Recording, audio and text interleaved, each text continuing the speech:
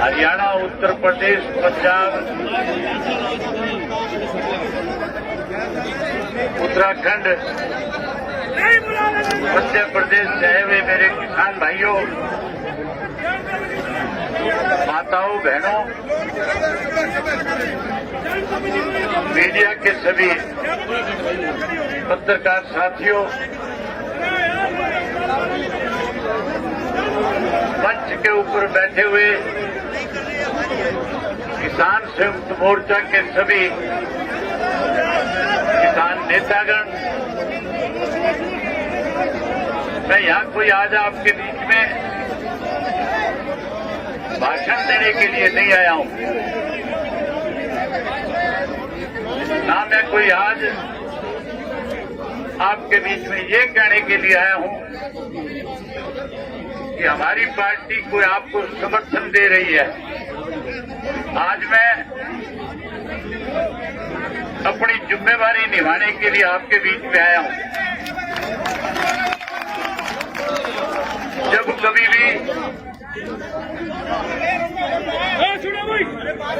किसान का आंदोलन हुआ, स्वर्गीय महेंद्र सिंह टिकैत जी ने उत्तर प्रदेश के किसान के साथ केंद्र की सरकार और उत्तर प्रदेश की सरकार जब अनदेखी करती थी और स्वर्गीय टिकैत साहब जब लाखों लोगों को लेकर के दिल्ली के वोट क्लब के ऊपर जमा होते थे, या उत्तर प्रदेश के किसी कोने में जाकर के, मेरठ में आकर के, मुजफ्फरनगर में आकर के किसान की लड़ाई को लड़ते थे, उस वक्त चौधरी देवीलाल जी किसी भी पद पे होते थे, और स्वर्गीय श्री महेंद्र सिंह टिकैत जी के उस किसान आंदोलन को न केवल अपना समर्थन देते थे, बल्कि टिकैत साहब से कहते थे कि हरियाणा प्रदेश में आज मैं मुख्यमंत्री के पद पे हूं, उत्तर प्रदेश के किसान की अनदेखी हो रही है, उत्तर प्रदेश के किसान के खेत की बिजली काटी जा रही है, हरियाणा प्रदेश की सरकार के जुम्मे जो आप जिम्मेवारी लगाओगे, चौधरी देवीलाल टिकैत साहब से कहते थे कि मैं उस जिम्मेवारी को पूरा करने का काम करूंगा। और उस आंदोलन को तब तक हम अपनी पार्टी की तरफ से ताकत देते थे जब तक उत्तर प्रदेश के किसान को न्याय नहीं मिल जाता था। पूरे देश और दुनिया में टिकैत साहब की और चौधरी देवीलाल जी की जो दोस्ती थी, जो उनका संघर्ष था, आज भी पूरी दुनिया उसको अपनी आंखों से आपके सामने हजारों की संख्या में आए हुए हरियाणा के लोगों ने इस बात को साबित कर दिया कि हम उस दोस्ती पे आज फिर मोड़ लगाने के लिए आए हैं। जहां 27 तारीख को इसी बॉर्डर के ऊपर हजारों लोगों के बीच में पर्ची पहुंचा दी ऊपर। टिकैत साहब 26 जनवरी को जो दिल्ली के अंदर दिल्ली की केंद्र की सरकार ने आरएसएस के लोगों को उस आंदोलन में कहीं किसान की पोशाक पहना करके उस आंदोलन को खत्म करने की जो साजिश रची थी, उसके बारे में टिकैत साहब बैठे हुए किसानों को जब संबोधित कर रहे थे, जब सारी बात उनसे बता रहे थे, मैं सोशल मीडिया पे देख रहा था कि हजारों पुलिस के कर्मचारी जो शांति से आंदोलन चलाने का काम कर रहे थे, किसान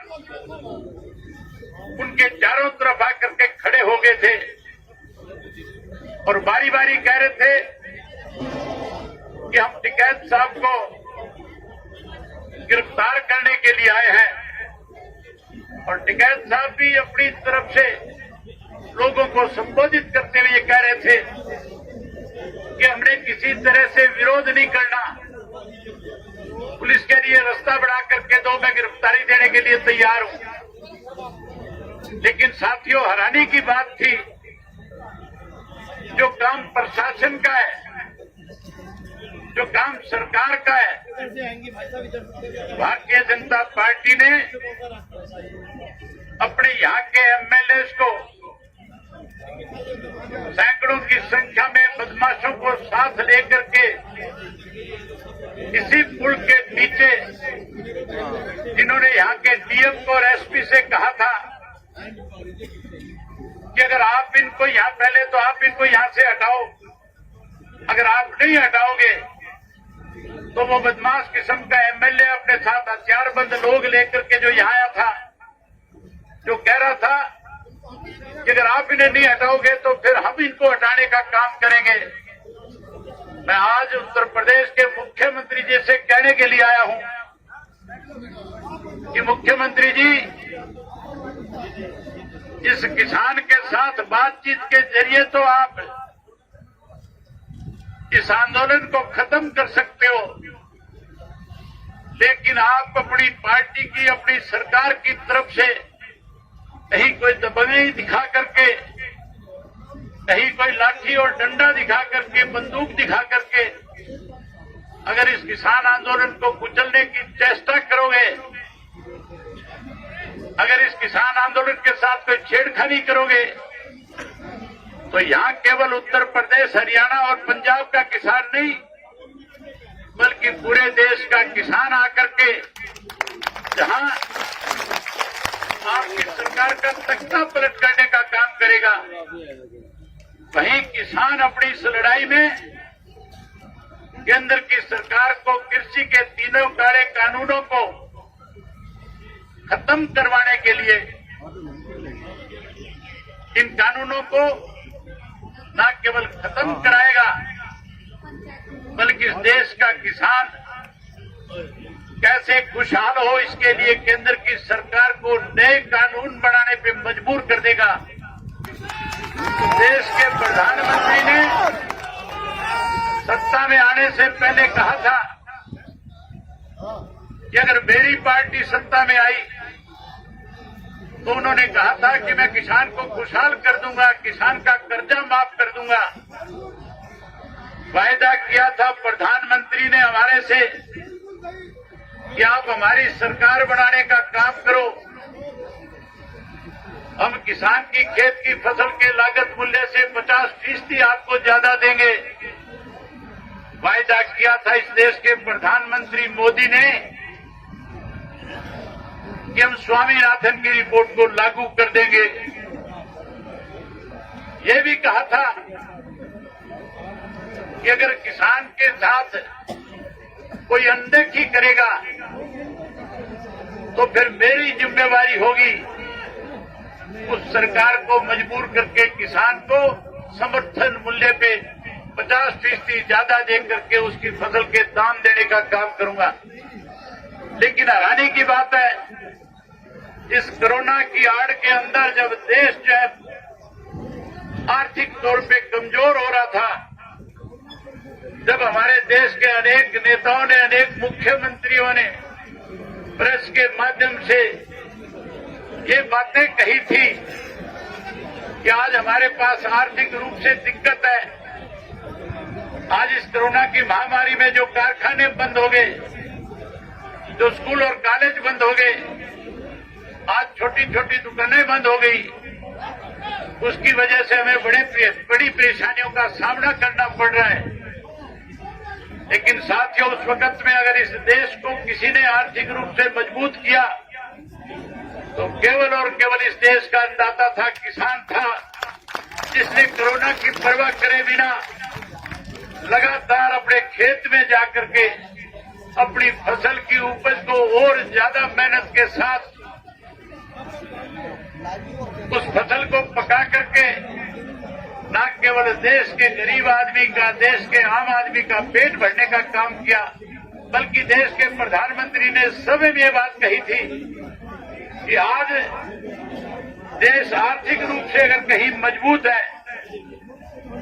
तो उस मजबूती में सबसे ज्यादा बड़ा योगदान देश के अन्नदाता का है, किसान का है। इस किसान ने इस देश को आर्थिक रूप से मजबूत किया। कोरोना की आड़ में हमारे देश के प्रधानमंत्री ने 3 कृषि के ऐसे कानून बना दिए जिसकी वजह से आज हमारे 5 वर्ष के नन्हे मुन्ने बच्चे से लेकर के 55 वर्ष के बुजुर्ग तक को